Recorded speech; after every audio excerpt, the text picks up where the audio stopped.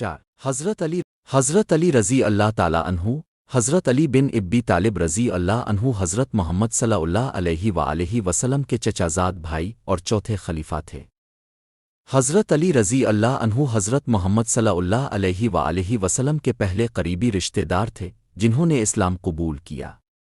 حضرت علی بن ابی طالب رضی اللہ عنہ 13 رجب بروز جمعہ 90 سے تقریباً 10 سال قبل مکہ مکرمہ میں پیدا ہوئے۔ ان کی پیدائش بیت اللہ کے اندر ہوئی، جو ایک معجزہ سمجھا جاتا ہے۔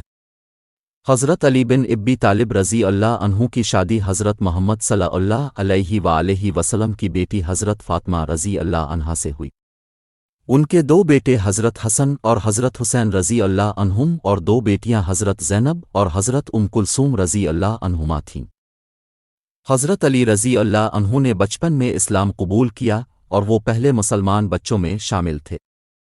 حضرت علی رضی اللہ عنہ نے حضرت محمد صلی اللہ علیہ وآلہ وسلم کے ساتھ مکہ میں مشکلات کا سامنا کیا اور ان کے معاون رہے۔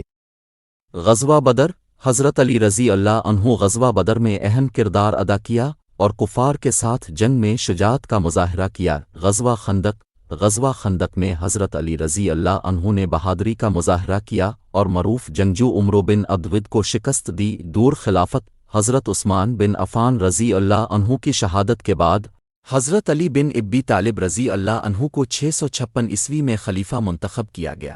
حضرت علی بن ابی طالب رضی اللہ عنہ کو 661 عیسوی میں ایک خارجی عبد الرحمن بن ملجم نے شہید کر دیا۔